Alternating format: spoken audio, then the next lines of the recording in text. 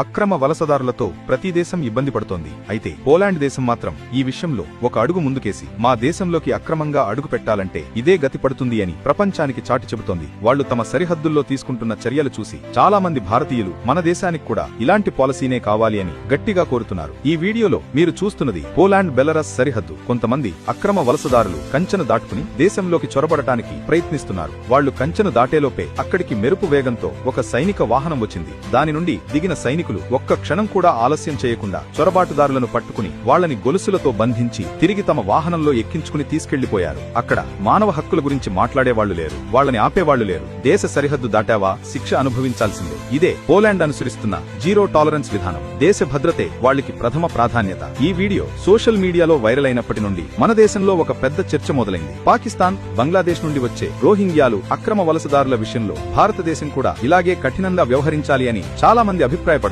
మన దేశంలోకి అక్రమంగా ప్రవేశించి ఇక్కడి వనరులను వాడుకుంటూ దేశ భద్రతకు ముప్పుగా మారుతున్న వాళ్లందరినీ ఇలాగే పట్టుకోవాలని డిమాండ్ చేస్తున్నారు. ఈ విషయంలో మీ అభిప్రాయం ఏంటి? పోలాండ్ అనుసరిస్తున్న ఈ కఠినమైన విధానం మన దేశానికి కూడా అవసరమా? అక్రమ వలసలను అరికట్టడానికి ఇంతకంటే మంచి మార్గం ఏదైనా ఉందా? కింద కామెంట్స్ లో మీ అభిప్రాయాన్ని చెప్పండి. దేశ భద్రత గురించి ఆలోచించే ప్రతి ఒక్కరికి ఈ వీడియోను షేర్ చేయండి. జై హింద్.